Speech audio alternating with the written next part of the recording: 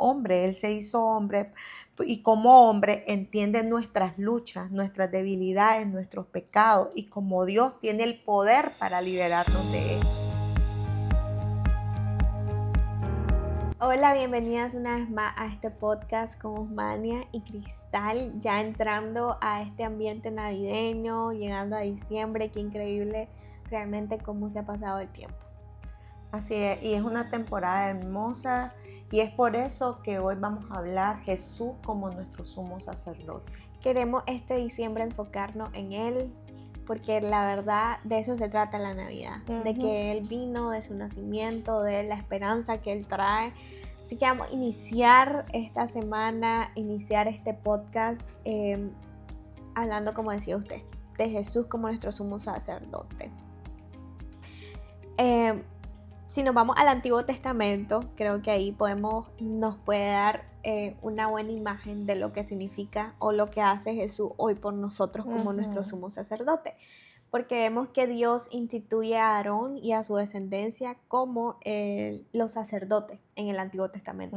Ahora, ¿qué hacían ellos? Ellos se presentaban solo ellos tenían acceso al templo, al santuario. Al lugar santísimo. Al santuario donde se le presentaban sacrificios a Dios por los pecados del pueblo.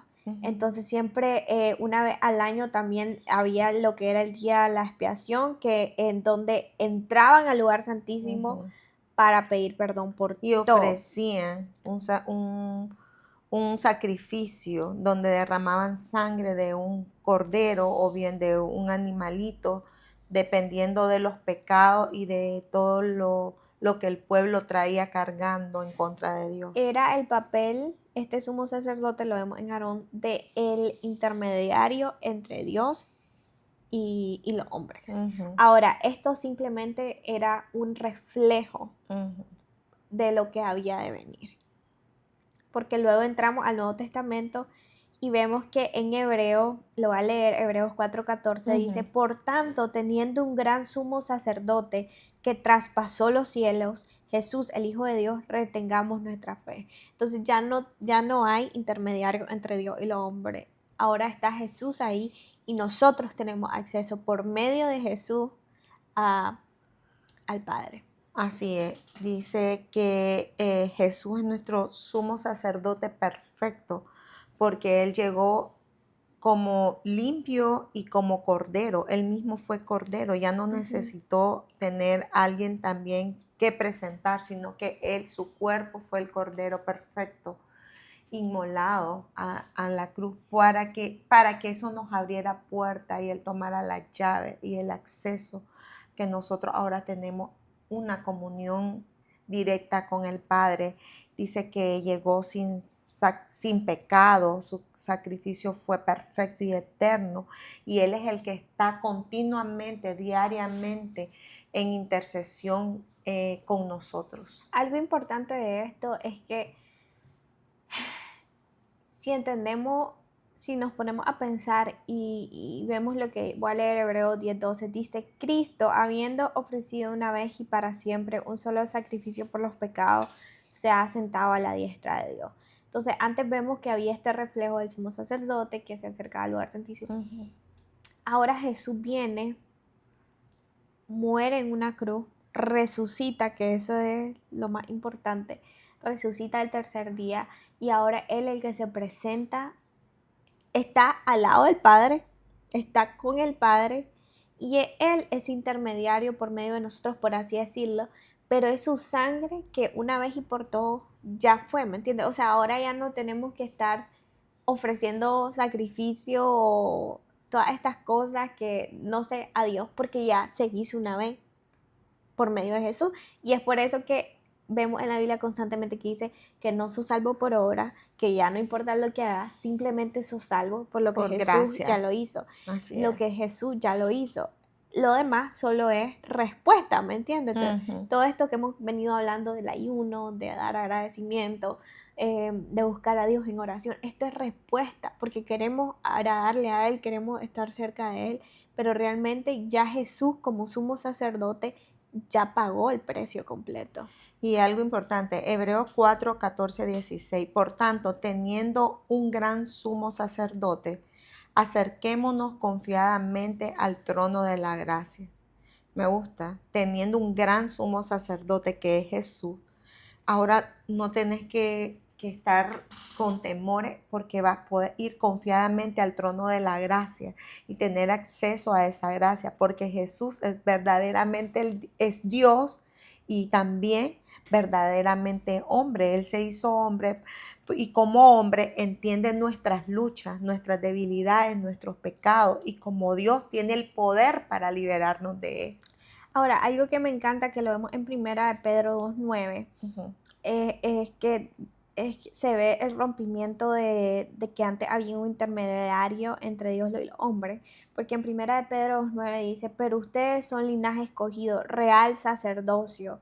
O sea, ya ahora a nosotros se nos ha dado también ese regalo, ¿me entiende? Que ya no necesitamos, por ejemplo, ya no necesito ir yo donde usted o donde un sacerdote literal, porque la Biblia dice que ahora nosotros por medio de Jesús tenemos acceso al trono de la gracia de Dios. Ya no necesito ir donde alguien para que ese alguien interceda por mí. Sí, es bíblico que nos confesemos los unos a los otros, dice la Biblia, nuestro pecado, y es bíblico que oremos los unos por los otros. Pero ahora yo no necesito, porque se ve mucho en la iglesia, ay, pastor, ore por mí. Y hay una dependencia espiritual que no es sana, ¿me entiendes? Porque creemos Que es algo que ya está es quebrantado cuando Jesús vino. correcto. Sin embargo, se ha vuelto como esa muleta que nos ponemos, en vez de nosotros empezar a crecer espiritualmente, en vez de nosotros empezar a buscarlo y decir eso que esa persona lo tiene, yo lo puedo tener. Porque vos No. tenés acceso Ajá, ahora, desde que Cristo ¿eso vino. significa que es malo que oremos los unos por los otros? No, es malo cuando creemos que la oración, que mi oración del Señor en fe no puede mover montañas también. O no puede tener el acceso que ya Cristo lo dio. Correcto, entonces, o creemos como que esa muletilla, ¿me entiendes? La tenemos que votar en la iglesia, o sea, se ve mucho pastor, ore por mí, buscamos a esos, pero ya ahora Dios nos llama a nosotros, los que fuimos comprados con la sangre de Cristo, nos llama linaje escogido, real sacerdocio, nación santa, pueblo adquirido por Dios, para que anuncien los hechos maravillosos de aquel que los llamó de las tinieblas a su luz admirable. Cuando te dice linaje escogido, entonces yo vengo y yo, porque realmente si vos miras todas las constituciones en la tierra, realmente es algo de lo que ya, un reflejo de lo que es el reino de Dios. Entonces yo cuando decís eso, hay una parte que siempre la llevo en mi oración y yo le digo, Señor, te presento mis credenciales que ya me diste como identidad, como la que te dan acá cuando un niño nace, te dan una partida de nacimiento, te dan una cédula, un ID, una cédula de identidad, y vos cuando vas a un lugar vos decís, esta es mi nacionalidad. Entonces yo le digo, Señor, te presento mis credenciales como hija tuya, porque vos me la otorgaste por medio de Jesucristo que vino a la tierra, intercedió por mí y me liberó y me hizo parte de tu pueblo. Hoy la presento ante el juez justo, que es el Dios Padre. La presento porque el acusador está acá, pero mi abogado es Jesús, porque Él es ahora mi intermediario y ya lo pagó. Entonces, esta acusación que Satanás está trayendo en contra de mis hijos, yo vengo y la voto porque mi credencial dice que yo soy linaje escogido y que soy parte del pueblo de Dios. Hay algo también que me encanta, es que vemos la obra de Jesús como nuestro intercesor, ¿me entiendes? Él ahora nuestro intercesor, porque vemos en Juan 14:6 que dice que ahora Él el camino directo al Padre, y esto es muy importante. ¿Por qué? Porque nos enseña, porque también podemos caer en creer de que, sí, ya acepté a Jesús en mi corazón, ya me puedo acercar al Padre, y nos ponemos ahora nosotros en el centro y nos olvidamos de Jesús, ¿me entiendes? Inconscientemente creemos que tenemos la fe, pero inconscientemente nos acercamos y no, pero es no perder la reverencia hacia Él y recordar su sacrificio. Creo que el peor error que podemos caer es vivir esa vida cristiana donde estamos en oración, sí, buscándole al Señor, pero no recordamos por qué estamos teniendo esa relación con el Señor. Y yo creo que es muy importante, así como hablábamos en el episodio anterior, el recordar. Escuchaba una vez que decía una persona, decía, yo me tengo que volver a predicar el evangelio constantemente, porque el problema es que cuando se vuelve algo diario, ¿me entiendes? Nos olvidamos del milagro en el cual vivimos, nos acercamos al Señor orando, pero nos olvidamos que la razón por la cual tenemos esta esperanza fue porque Jesús un día murió en la cruz por nosotros. Ujú. Y tenemos que recordar eso, tenemos que predicarnos nosotros constantemente el evangelio. En Hebreo 7:25 hay una palabra que no termina de confirmar la que vos acabas de decir y dice, vive para interceder por ellos.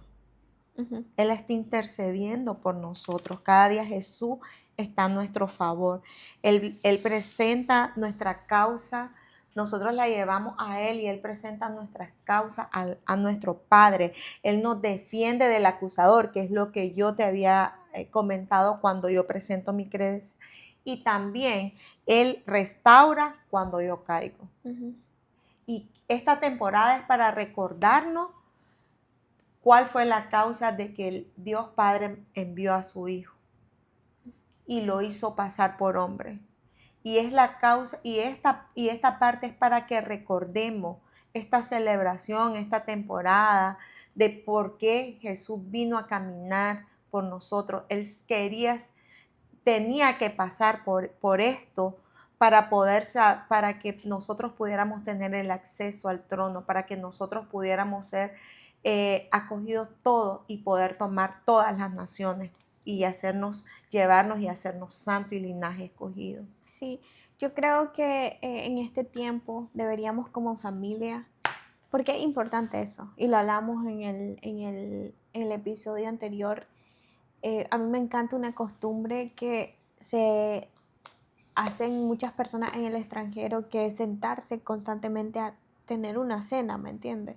O sea, una cena con tu familia, un almuerzo, sin distracciones, sin el celular, sin nada, y poder mirarse a los ojos y poder decir, recordarnos el Evangelio, hablar y poner a Cristo mientras comemos el pan natural, que el Espíritu Santo también le podamos dar el espacio en nuestras mesas, ¿me entiendes? Para que así como comemos nuestras comidas, pueda Él darnos ese pan espiritual. Podemos hacer de las mesas un lugar de evangelización con nuestro hijo y con nuestro esposo.